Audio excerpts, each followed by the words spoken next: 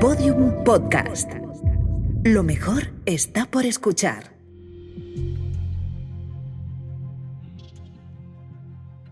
Abrimos una semana más el archivo pretoriano. Esta semana toca cambiar el modo de Roma Eterna normal, de la República, que está la cosa... ¿Cómo está la cosa? A Roma Eterna épico, declamando, leyendo la Eneida de Virgilio, porque estamos en el libro octavo. El Lacio está en pie de guerra y Eneas va a intentar a ver cómo puede capear el temporal, porque, oye, a mí los dioses me han dicho que voy a ser quien aquí cree una estirpe. No vengáis vosotros, con vuestras cosas mortales, a interferir en los planes de los dioses. Así que vamos a ver, ponte cómodo, ponte cómoda, porque empieza ya Roma antes que Roma, el libro octavo de la Eneida de Virgilio.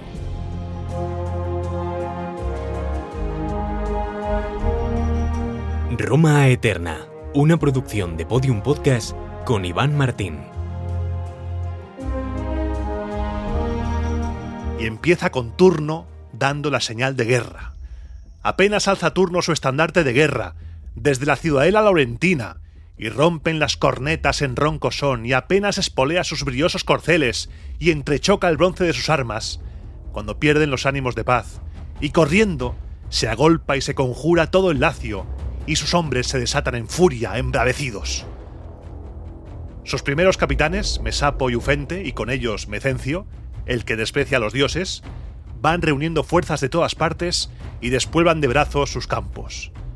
Mandan a Vénulo a recabar ayuda a la ciudad de Gran Diomedes.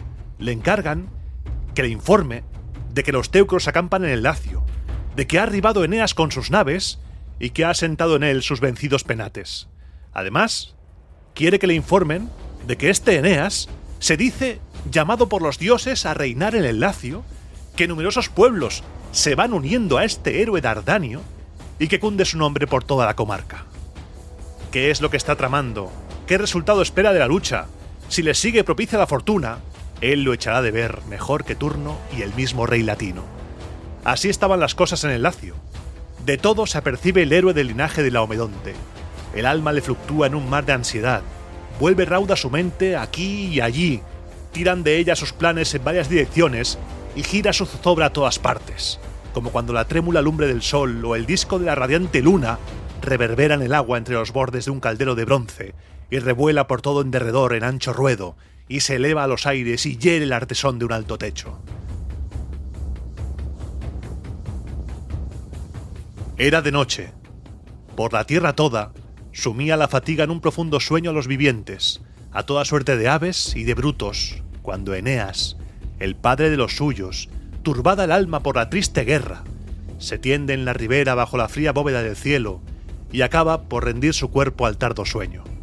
Entonces, en ese sueño, el dios mismo del paraje, el anciano Tiberino, le pareció que alzaba la cabeza de la amena corriente por entre la espesura de los álamos. Iba envuelto el dios de una tenue cendal de glauco lino y los cabellos ceñidos de hojosas espadañas. Y le habla, y le disipan los cuidados de su alma estas palabras: «Vástago de la estirpe de los dioses, que nos devuelves a ciudad de Troya de manos enemigas. Tú, custodio de la Pérgamo eterna, el esperado del solar laurentino y los campos del Lacio. Aquí tienes la morada asignada.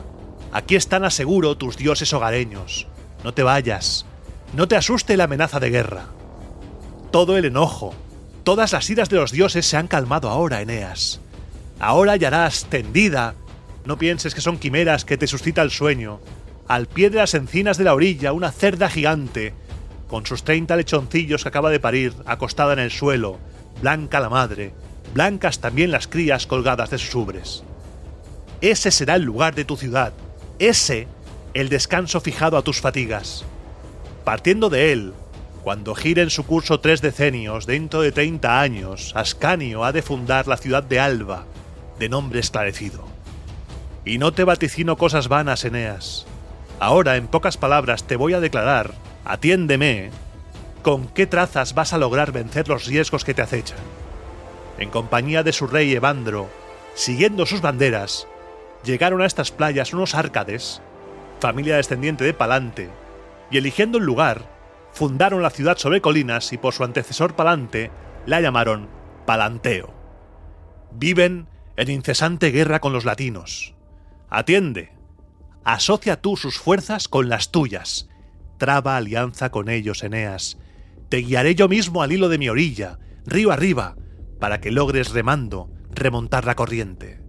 ¡Ea, hijo de una diosa, levántate! Y al punto en que comienzan a ponerse las estrellas, ofrece tus plegarias a Juno en la forma de vida y aplaca la amenaza de su enojo con votos suplicantes. A mí, cuida de honrarme cuando triunfes. Soy el cerúleo Tíber, el río más amado de los cielos, el que ahora ves bañando estas riberas con su caudal sobrado, que por su pingüe vega se abre paso. Aquí irrumpe mi sede dilatada, cabeza de poderosas urbes. Dijo esto el río, y se hundió en lo hondo del remanso y fue a recogerse al seno de su lecho. A un tiempo noche y sueño dejan a Eneas. Surge, y vueltos los ojos a los nacientes rayos del sol allá en la altura, retiene, según rito, agua viva en el cuenco de sus manos y eleva hacia los cielos estas súplicas. Ninfas, ninfas laurentes, vosotras que a los ríos dais su ser, tú, padre Tíber, y contigo tú, sagrada corriente, acoged a Eneas y guardadle de peligros. Allá donde se encuentre el manantial del remanso en que moras tú, que te compadeces de mis duelos, en la tierra en que afloras tan radiante de gracias, siempre acudiré a honrarte.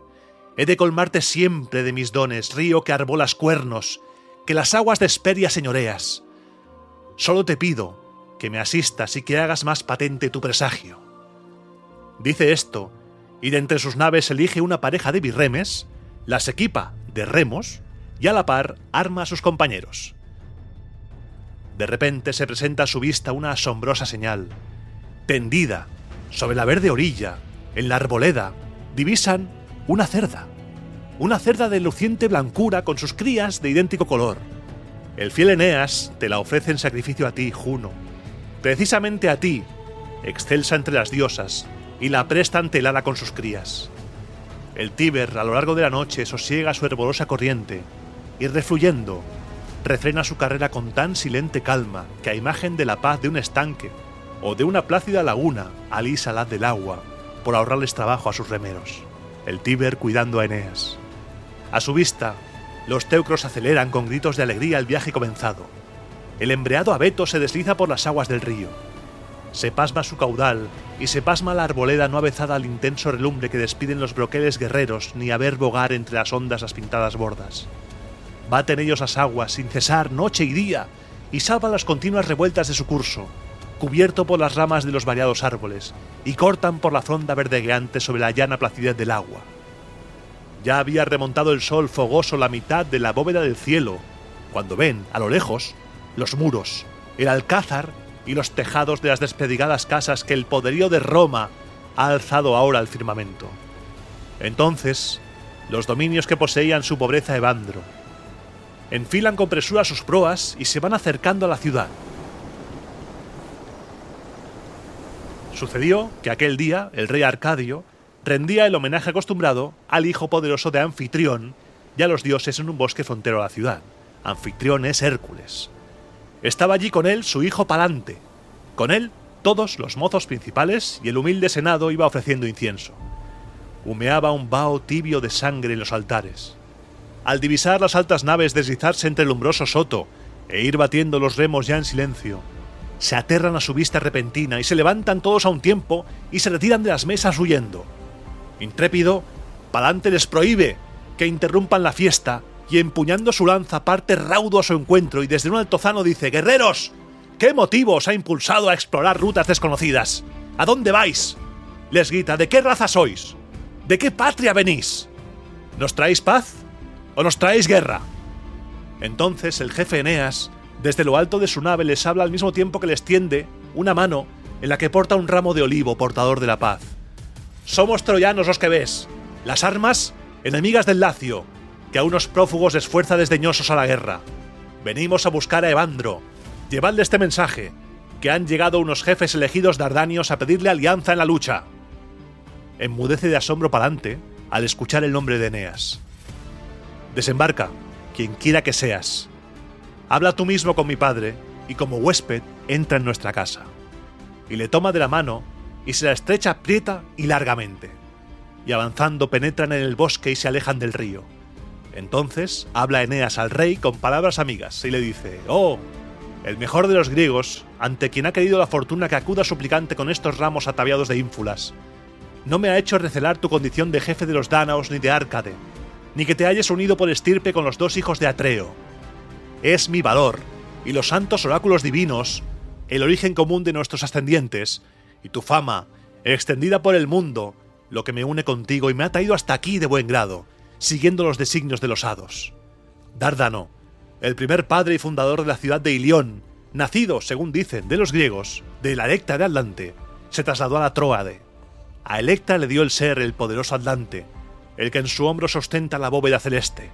Vuestro padre es Mercurio, aquel que concibió la blanca Maya y dio a luz en un pico del gélido Cilene.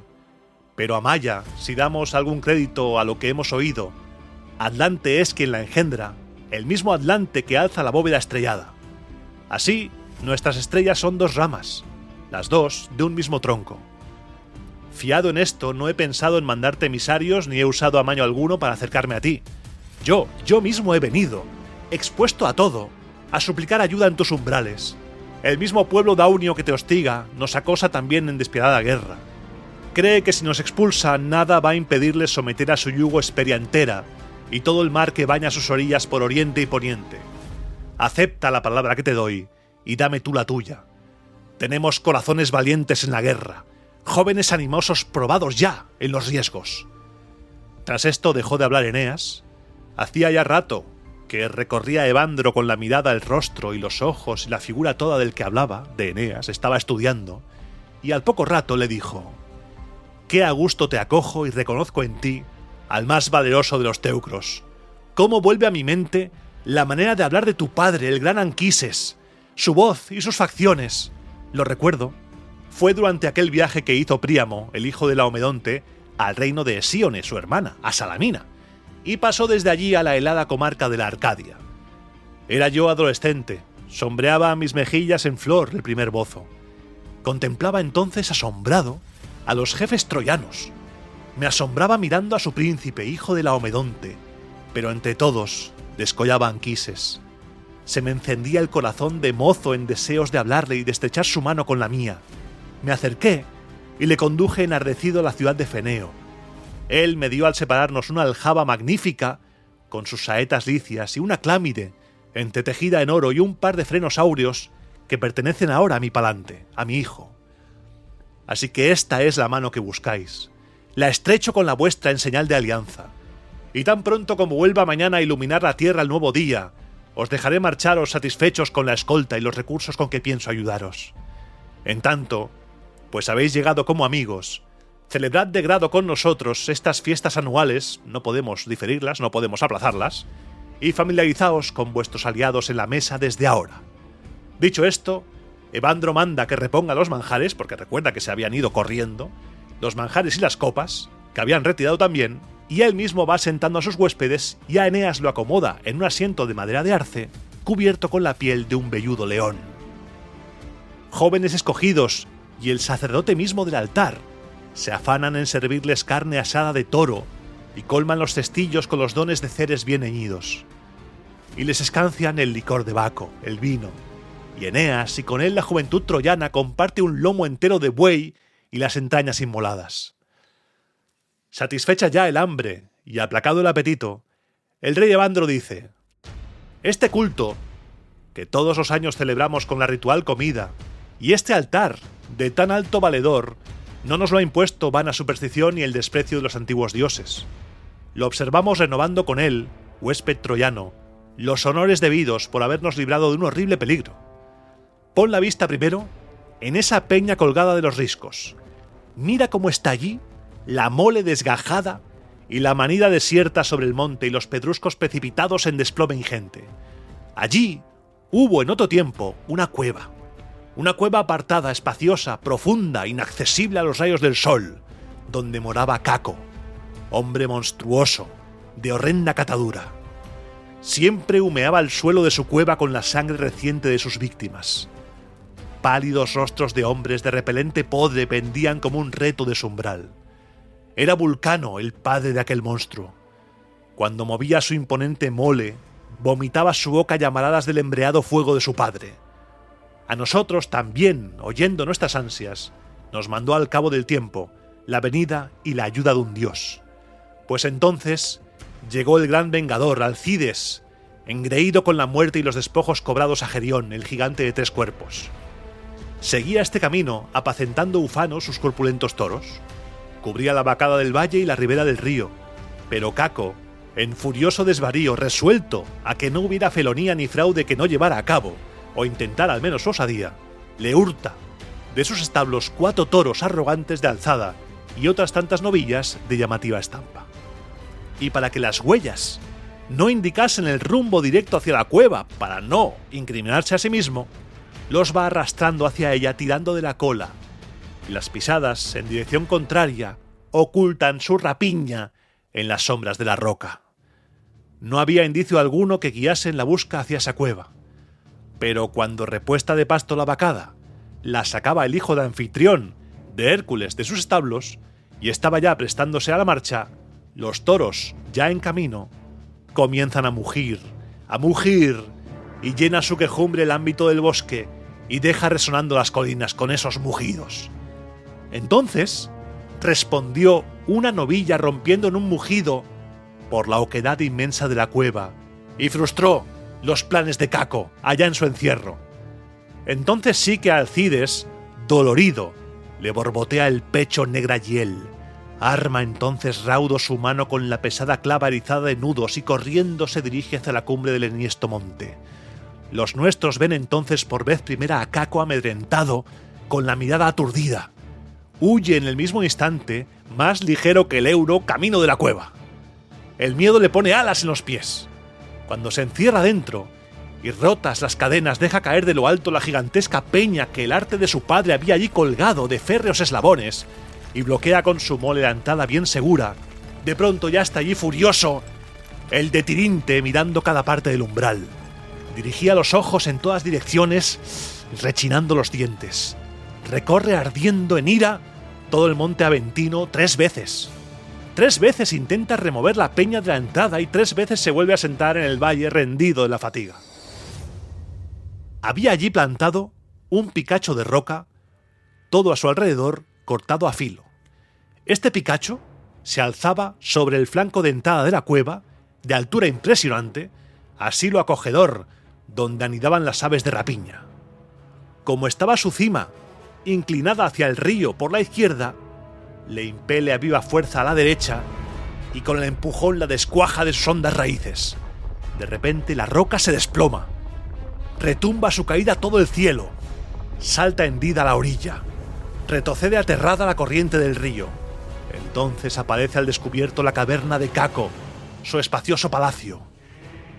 Quedan abiertas de par en par las sombras del recinto, igual que si la tierra, desgarrada por una convulsión, descorriera las cimas de su hondura y los pálidos reinos, odiados de los dioses, quedaran a la vista y pudieran divisarse desde arriba su pavoroso abismo, y heridas por su luz, corrieran aterradas las sombras de los muertos. La repentina lumbre inesperada sorprende a Caco en su antro de las concavidades de la roca, y mientras éste lanza bramidos nunca oídos, Alcides lo acribilla desde arriba a disparos. Todo le sirve de arma, le arroja ramas de árboles, le arroja gigantescas piedras.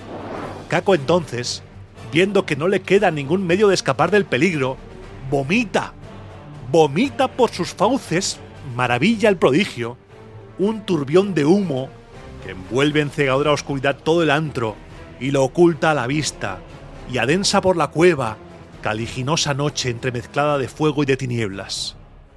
No se contiene en su furor Alcides, no, y de un salto se arroja entre las llamas, allá donde es más densa la humareda, donde hierven negros borbollones de vapor la ancha cueva.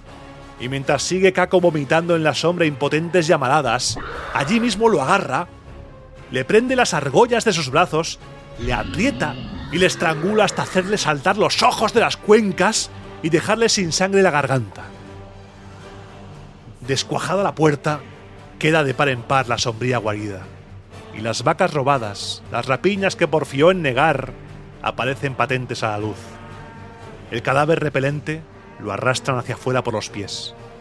No aciertan a saciarse de mirar el espanto de sus ojos, su catadura, el pelo erizado de cerdas de aquel monstruo y el fuego ya apagado de sus fauces. Desde entonces, se viene rindiendo este honor, y las generaciones posteriores han guardado gozosas este día. Fue Poticio el que fundó este rito, y es la casa Pinaria la que tiene a su cargo el culto de Hércules.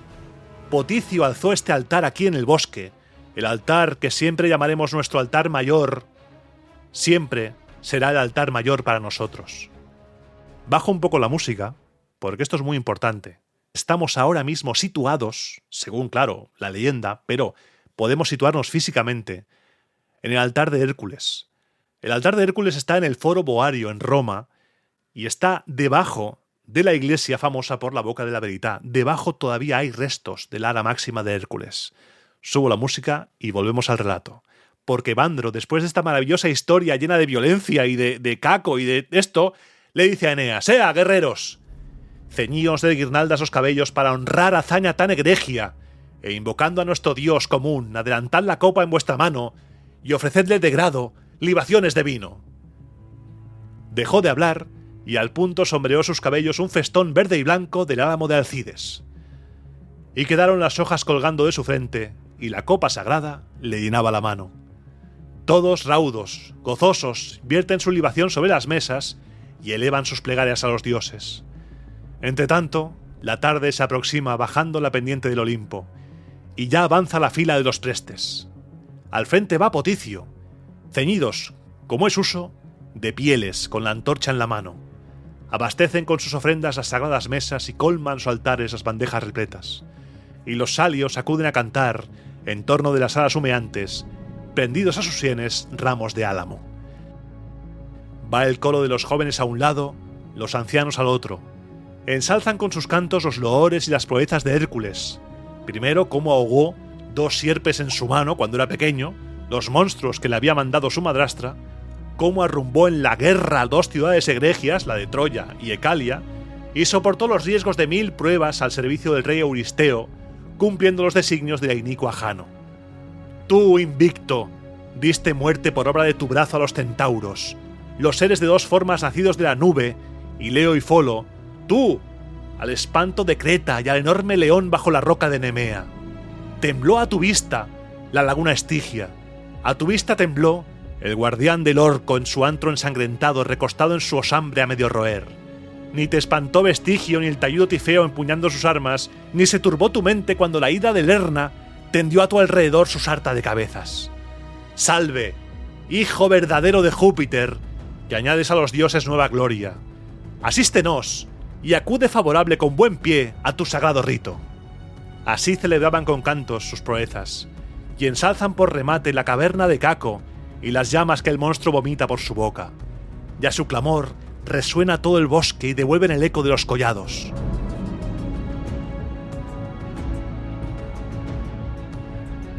Una vez terminadas las sagradas ceremonias, vuelven todos a la ciudad.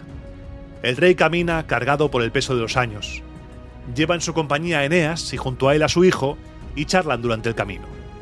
Maravillado, Eneas vuelve los ojos a todo alrededor. Se prenda del lugar e inquiere y va escuchando complacido, detalle por detalle, recuerdos de los hombres anteriores. Entonces interviene el rey Evandro, el que había fundado el Alcázar de Roma, y dice: poblaron estos bosques, otro tiempo, unos faunos y ninfas nativos de estas tierras, más una raza de hombres oriundos de los troncos de los rígidos robles. Sin normas ni arte alguno de vida, no sabían uncir toros al yugo y no sabían acopiar hacienda ni guardar la copiada. Las ramas de los árboles y la caza cobrada les iba deparando desabrido alimento. Primero fue Saturno, el que llegó desde el celeste Olimpo, huyendo de las armas de Júpiter, desterrado del reino que perdió. Él fue quien reunió a aquella raza indómita, dispersa por las cimas de los montes, y la sometió a leyes, y él quiso que se llamara Lacio, ya que vivió seguro y oculto de la vista en sus riberas. Floreció durante su reinado la Edad de Oro, pues así se la llamó. En tan plácida paz gobernaba a sus pueblos, hasta que poco a poco, desluciendo su brillo, surgió un tiempo peor y sobrevino el frenesí guerrero y el afán de poseer. Entonces arribó la hueste ausonia y los pueblos sicanios. La tierra de Saturno fue cambiando de nombre con frecuencia. Fueron llegando reyes y llegó el fiero Tibris, de enorme corpulencia, por quien después llamamos Tíber en Italia al río, que ha perdido su verdadero nombre, el de antes, Álbula. Y a mí, que desterrado de mi patria iba en busca de los lindes del mar, la todopoderosa fortuna y el destino ineluctable, me asentó en esta tierra, a donde me acuciaron los tremendos avisos de mi madre, la ninfa Carmenta, siguiendo los oráculos del mismo dios Apolo. Apenas acabó de hablar, adelantándose, le enseña el altar y la puerta que los romanos llaman Carmental, en homenaje rendido ya de antiguo a la ninfa Carmenta, la adivinadora transmisora del hado, la que vaticinó primero la grandeza de los hijos de Eneas y su gloria para Anteo. Y enseguida le enseña en el bosque ingente donde emplazó su albergue el intrépido Rómulo, y al pie de húmeda roca le muestra el Lupercal, el lugar donde fue amamantado junto a su hermano por una loba, llamado así como es uso en Arcadia llamar a Pan Liceo, y no deja tampoco de señalarle el bosque del sagrado Argileto, y pone por testigo de su inocencia al bosque, y le cuenta la muerte que se dio a su huésped Argo, y desde allí le lleva a la roca Tarpeya y al Capitolio, hoy relumbrante de oro, hórrido antaño de silvestres breñas. Ya entonces un respeto siniestro a estos parajes sobrecogía a aquellos temerosos rústicos que temblaban ya entonces viendo sus arboledas y sus rocas. Este bosque, dice Evandro, este collado de frondosa cumbre, no sabemos quién, pero sabemos que lo habita un dios. Creen mis árcades haber visto en persona a Júpiter aquí no pocas veces, batiendo con su diestra su oscura égida y acuciando a las nubes. También estos dos fuertes de muros agrietados que ves son viejos restos y memoriales de hombres de otros tiempos. Este alcázar lo erigió el padre Jano. Aquel otro de allí, Saturno. Así que el nombre de este era Janículo y Saturnia el de aquel. Conversando ambos así, Evandro enseñándole lo que será en un futuro Roma, se acercaban subiendo a la pendiente a la casa del austero Evandro, del rey. Veían esparcidas por el foro romano las espléndidas carinas vacadas que mugían. Al llegar a su morada dice: este umbral lo transpuso Alcides victorioso. Este mismo palacio le acogió. No dudes, huésped mío, en despreciar los bienes materiales y saber hacerte digno de aquel dios. No te avergüence esta pobreza. Así dice Evandro, y conduce bajo el techo de la estrecha morada al corpulento Eneas, y lo acomoda sobre un lecho de hojas que cubre con la piel de una osa libia. Cae la noche y abraza la tierra con sus alas sombrías.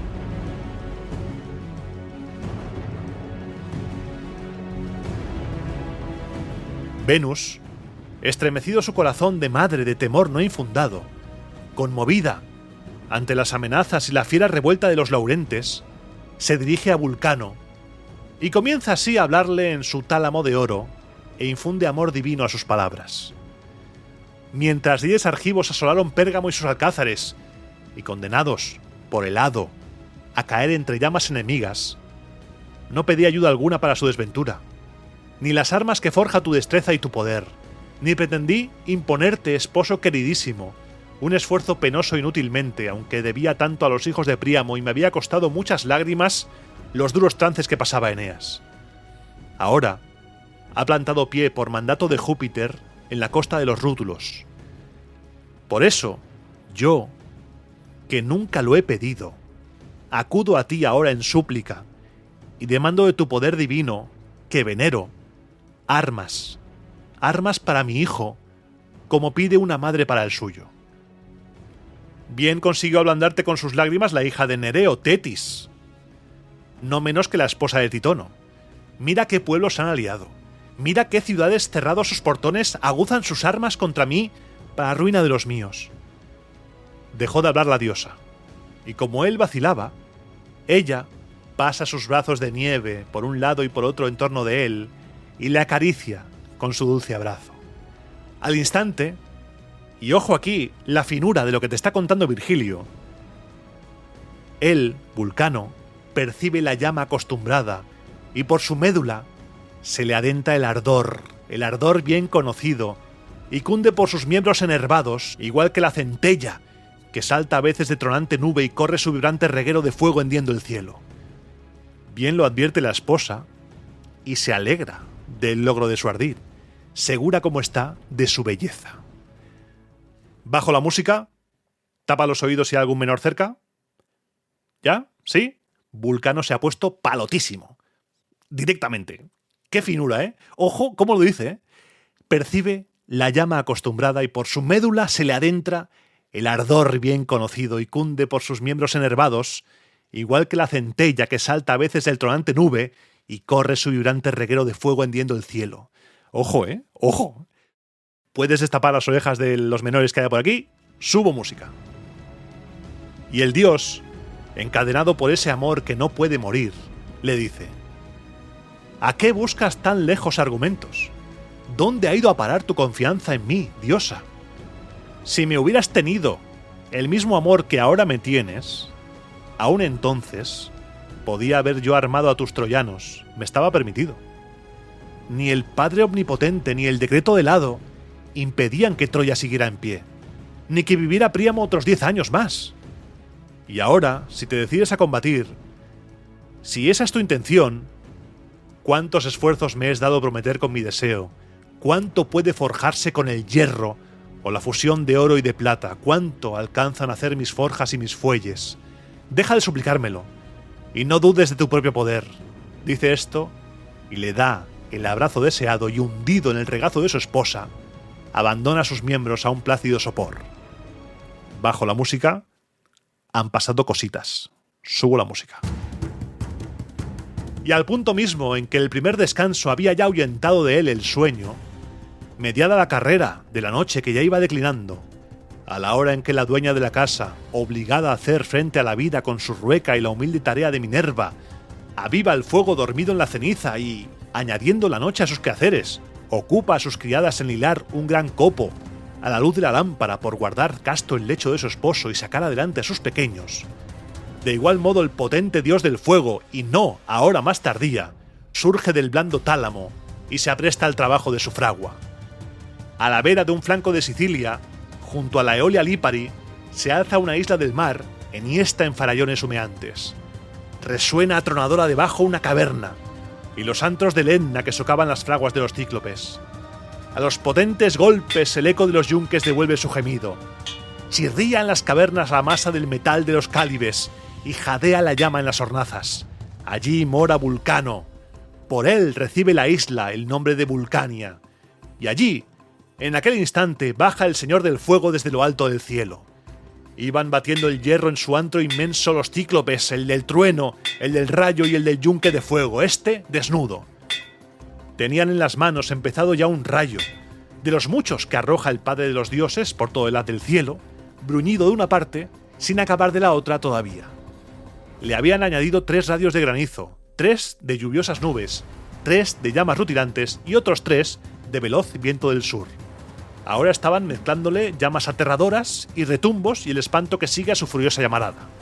Otros se daban prisa en forjar para Marte una carroza de ruedas volanderas, de aquellas con que el dios enardece a guerreros y a ciudades enteras a su paso. Labran otros, ganosos, la horrenda égida de que se arma Palas enfurecida, y las escamas de oro de las sierpes entrelazadas a ella, y para el pecho de la diosa bruñen una górgona, cercenada del cuello a la cabeza que aún revuelve los ojos en sus cuencas. «Llevaos todo, cíclopes del Etna, retirad el trabajo comenzado», dice, «y prestadme atención.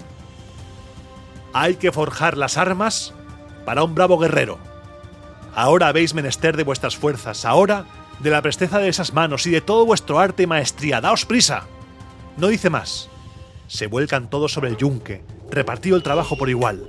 Va fluyendo bronce y oro a raudales. Se funde en la ancha hornaza el acero que aguza las heridas.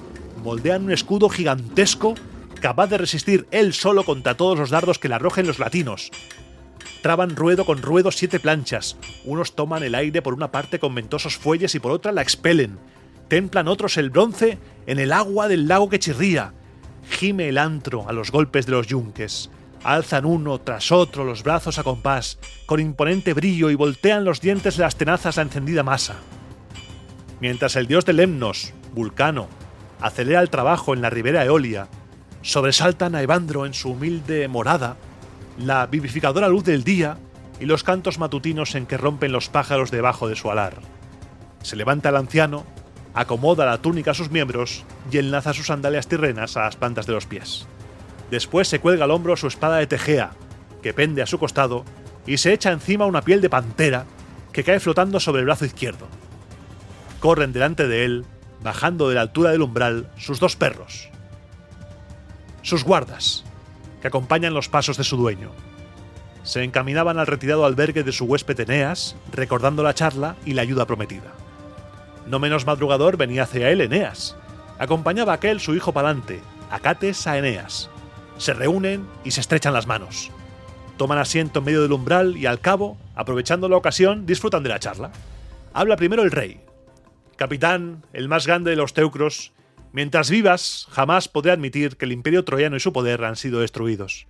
Bien pocos son, por cierto, mis recursos para prestar ayuda a tu egregio prestigio en la contienda. Por un lado, nos cerca el río Etrusco. Por otro, nos acosan los rútulos, que hacen sonar el eco de sus armas en torno a nuestros muros. Pero pienso en unir contigo a algunos pueblos poderosos de opulentos dominios. Un azar inesperado te depara esta fuerza salvadora.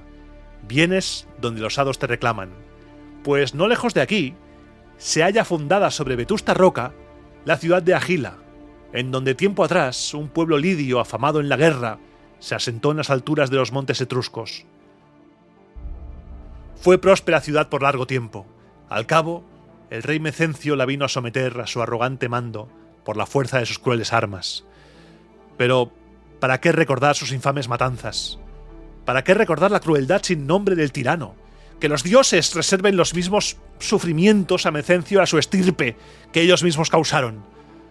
Llegó al extremo de atar los cuerpos muertos con los vivos, enlazando las manos con las manos, las bocas con las bocas, tortura horrible, y así, en horrendo abrazo con la podre y el flujo de sangre corrompida, cavaba con ellos en lenta muerte. Al fin, hastiados ya sus súbditos de este loco furioso, se levantan en armas y lo cercan y cercan su palacio, degüellan a todo su séquito y lanzan teas ardientes al tejado. Él consigue escapar de entre aquella matanza y huye a acogerse a tierras de los rútulos y se ampara en las banderas de su amigo Turno. Por eso toda Etruria se ha alzado en justa cólera y amenazando guerra, exigen que le entreguen al rey para imponerle su castigo. De estos millares de hombres voy, Eneas, a hacerte a ti jefe. Sus naves apiñadas por toda la ribera se agitan impacientes. Pero su anciano arúspice les frena, dictándole su oráculo, y les dice: vosotros, escogidos guerreros de Meonia, flor y prez, de virtudes de nuestra vieja raza, a los que un justo encono enfrenta al enemigo y con razón Mecencio enardece de cólera, sabed que no permiten los dioses que mande tan gran pueblo hombre alguno de Italia.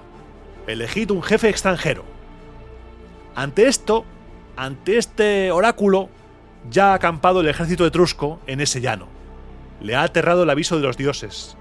Tarconte mismo ha llegado a mandarme una embajada y con ella la corona y el cetro, y me envía las insignias de mando, y me dice que vaya al campamento, que tome posesión del reino etrusco. Pero Eneas, mi edad, premiosa por el hielo de la vejez, cansada por el peso de los años, rechaza el mando. Animaría a mi hijo a que aceptara si la sangre sabina de su madre no le arrastrara en parte hacia su patria. Tú, en cambio, a quien los hados favorecen por tu edad y tu estirpe, a quien llaman los dioses, acomete esta empresa. Tú, el jefe más valiente de los teucros y los ítalos, irá además contigo mi Palante, mi esperanza, mi consuelo. Que mirándose en ti, aprenda a soportar la milicia, los trances y los duros trabajos de la guerra. Que tenga ante sus ojos tus proezas, que ponga en ti el asombro de sus primeros años. Le daré 2 centenares de jinetes árcades, la flor de nuestros jóvenes guerreros, y te dará Palante en su nombre otros tantos. Apenas acababa de hablar el rey, y ya Eneas, el hijo de Anquises, y el fiel Acates, fijos los ojos en el suelo, estaban sopesando la larga serie de sus duros trances en sus entristecidos corazones, si la diosa de Citera no les hubiera dado una señal en el cielo sereno. De repente, vibra el fulgor de un rayo en la altura del aire y suena un trueno. Y parece que todo se derrumba y que a través del aire la trompeta tirrena rezonga su clangor. Alzan la vista. Un potente fragor rueda que rueda. Ven armas rebrillar entre una nube allá en el aire claro. retumba su chasquido como un trueno. Quedan sobrecogidos los otros, pero el héroe troyano reconoce el sonido, reconoce las promesas de su madre divina y advierte al rey: no preguntes, te lo pido, tú, amigo que me acoges, ¿qué anuncia ese prodigio? Me llaman del Olimpo. Es esta la señal que mi madre divina predijo mandaría al estallar la guerra, y vendría en mi ayuda trayendo por los aires unas armas forjadas por Vulcano. ¡Ah! ¡Qué atroces matanzas amenazan a los desventurados laurentinos! ¡Qué caro me lo vas a pagar, Turno! ¡Qué de escudos y yelmos y cadáveres de esforzados guerreros van a ir entre tus ondas rodando, padre Tíber! ¡Que presenten batalla! ¡Que rompan su alianza! Diciendo esto se alza de su alto asiento. Empieza removiendo el altar donde duerme el fuego de Hércules. Después se acerca alegre al lar que honró la víspera y a los humildes dioses de la casa.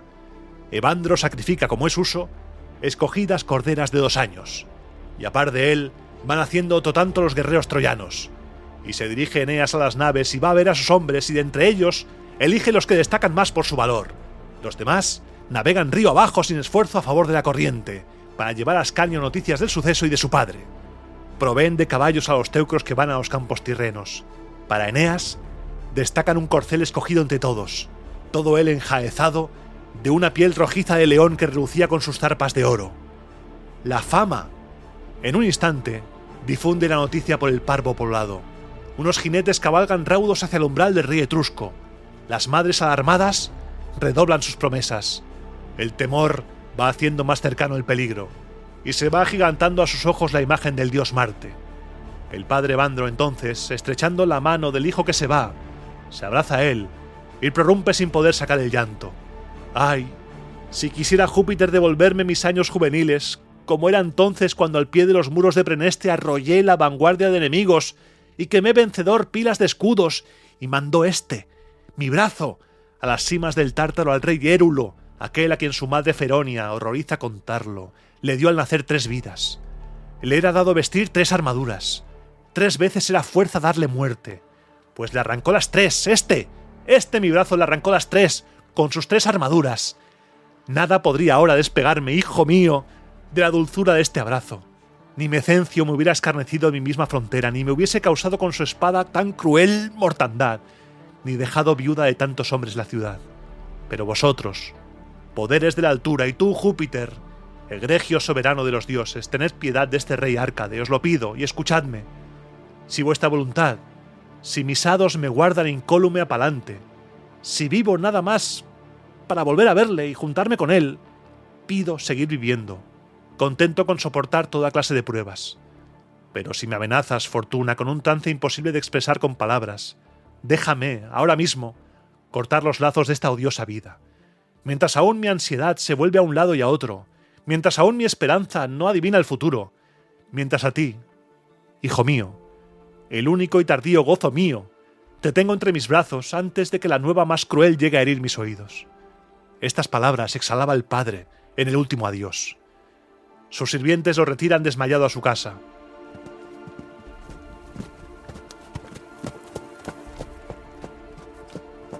Había traspasado ya la cabalgata a las abiertas puertas. Iba en cabeza Eneas, con su leal Acates, detrás los otros próceres de Troya. Palante va en el centro de su escuadrón.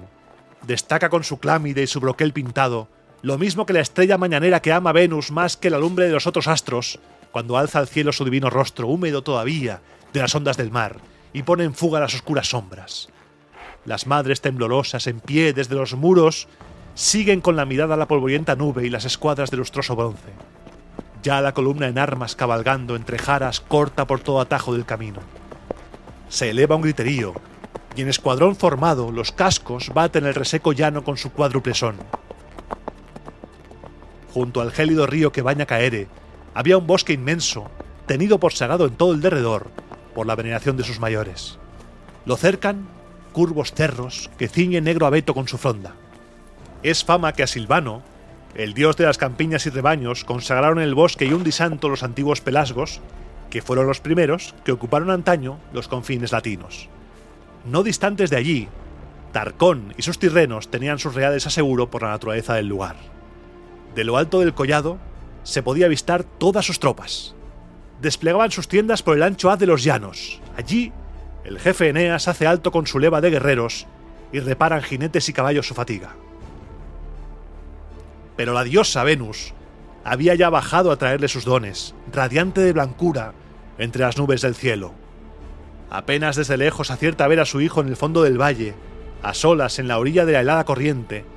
Se dirige a él así y aparece resuelta ante sus ojos. Aquí tienes los dones ya acabados, que prometió forjarte la destreza de mi esposo. Ya puedes, hijo mío, sin recelo, retar a los altivos laurentinos y hasta el brioso Turno. Dice esto y tiende los brazos hacia su hijo, la diosa de Cítera, y deposita las radiantes armas debajo de una encina enfrente de él. Eneas, gozoso con los dones de la diosa y con el alto honor, no acierta a saciar su alma de contento. Y vuelve la mirada a cada pieza, y se asombra a su vista, y las toma en sus manos, y sopesa en sus brazos el yelmo pavoroso con su penacho, y su raudal de llamas, la espada portadora de la muerte, el duro coselete, forjado en bronce, de color de sangre, enorme, como grisácea nube, que, embestida por los rayos del sol, arde y fulge su lumbre desde lejos. Y aúna con ello las bruñidas grebas de electro, de oro refinado y la lanza, y el trabajo indecible de forja del broquel. Pues el Señor del Fuego, que sabe de presagios de adivinos, a quien no se le oculta el porvenir, había labrado en él la historia de Italia y los triunfos de Roma. Estaba allí toda la descendencia del linaje de Ascanio y las guerras que había sostenido una por una. Había cincelado a sí mismo, tendida sobre el verde antro de Marte, a la loba parida. Retozan los dos niños gemelos, colgados de sus ubres juguetean y maman de la madre sin temor. Ella, doblando su redondo cuello, los lame uno tras otro y repule sus cuerpos con su lengua. Bajo la música, esta escena está describiendo a la loba con los niños, con Rómulo y Remo, pero es que además es la escena que se convirtió en el símbolo de Roma. El logo nuevo de Roma Eterna la tiene. La luperca mítica de los museos capitolinos es esta, tiene el cuello torcido para lamerlos. Por eso tiene el cuello torcido, siempre, la loba capitolina. Subo la música. La vuelvo a bajar, es que esto es muy importante, es que lo he leído y he dicho, ¡oh! Es aquí, es aquí. Subo la música.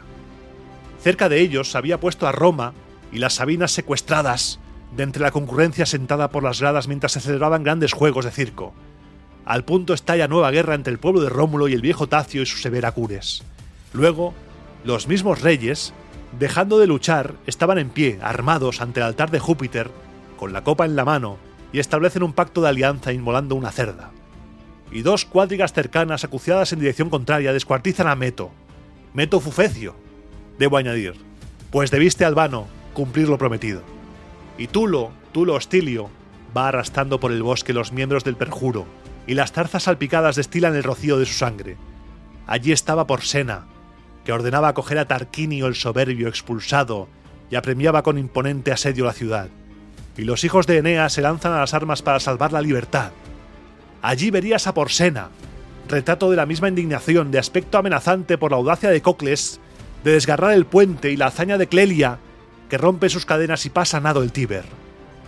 En la parte cimera, Manlio, Marco Manlio Capitolino, el guardián del alcázar Tarpeyo, que defiende la cumbre del monte Capitolio. Está de pie ante el templo. El palacio de Rómulo erizaba su techumbre de paja reciente todavía. Allí, un ganso de plata aleteando por el pórtico de oro con su graznido avisa que están los galos en el mismo umbral. Se acercan entre jaras los galos. Amparados en las sombras, a favor de la noche cerrada, alcanzan ya la cumbre. Sus cabellos son de oro. Es de oro su vestido. Lucen listados sayos. Llevan collares de oro anudados al cuello, blanco como la leche. Sus diestras van blandiendo dos venablos alpinos. Largo escudo les cubre el cuerpo entero.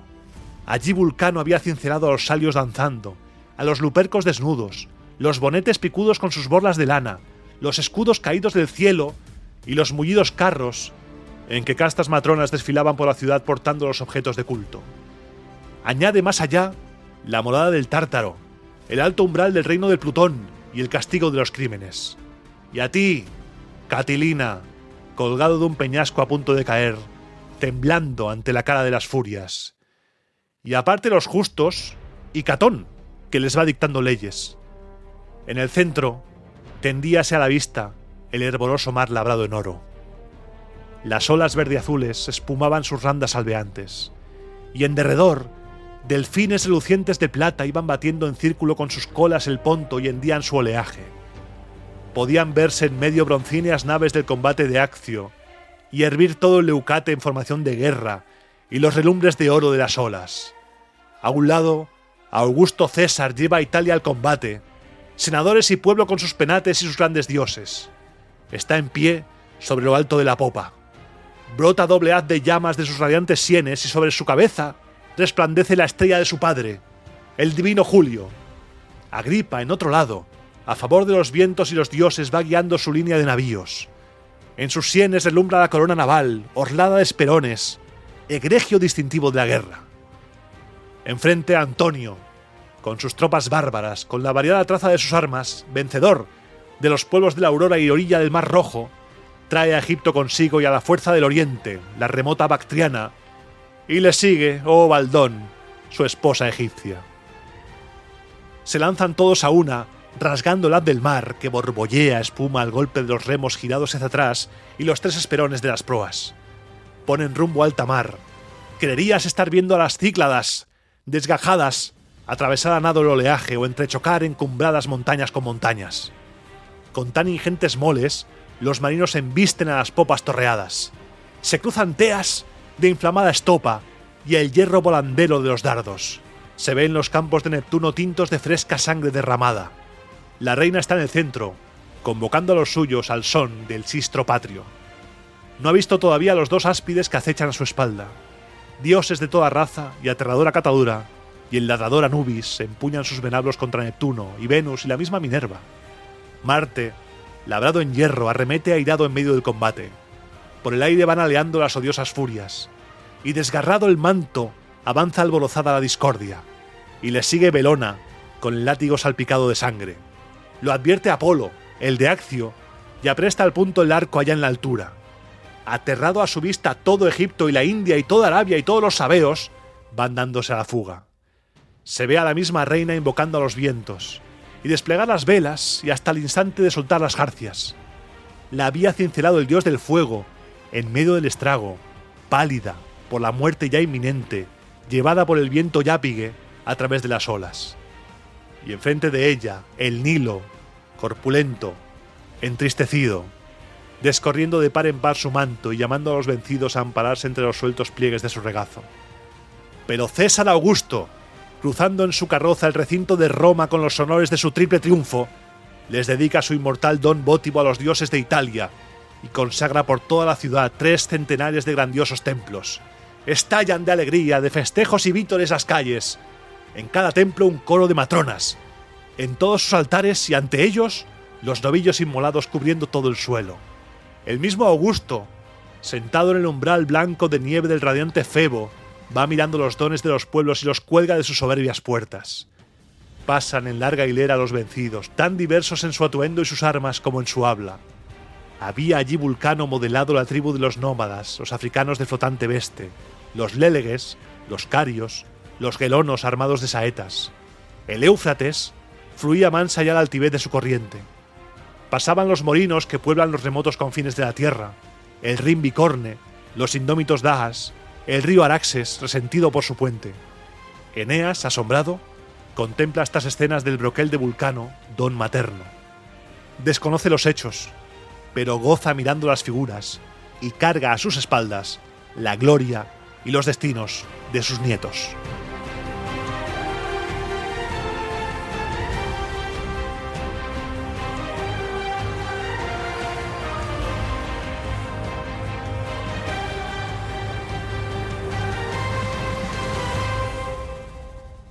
Tremendo libro octavo. Me acabo de quedar casi sin voz, porque es que es trepidante. Empieza un poco flojete, que dices, uy, esto de Eneas ahí paseando, pero después se convierte en el Señor de los Anillos. El Señor de los Anillos. Porque cuando empieza a forjar Vulcano las armas, cuando le son entregadas, cuando se abren los cielos, y después las escenas del final, lo que ha forjado Vulcano, la batalla de Accio, Augusto, todo esto, propaganda, hijo mío, esto es propaganda. propaganda augustea, porque esta obra es para mayor gloria de Augusto. Si ya lo vimos cuando estuvo Eneas en el inframundo, que vio a todos, vio a César y tal, aquí hemos visto cómo está Augusto con la estrella de su padre. Es que es maravilloso, este libro es maravilloso. Me encanta esta parte. Los juegos de rol y los videojuegos de fantasía y tal no han inventado nada. Esto está aquí. Armas mágicas, lo tenemos. Dioses interviniendo, lo tenemos. Peleas con monstruos, lo tenemos. Faltan más RPGs de ambientación clásica, me parece a mí. Faltan más cosas, porque es que lo tenemos todo aquí. Son historias tremendas, tremendas. Espero que este libro octavo te haya gustado, hayas disfrutado mucho, porque yo me lo he pasado muy bien grabándolo, aunque tenga la voz un poco renqueante.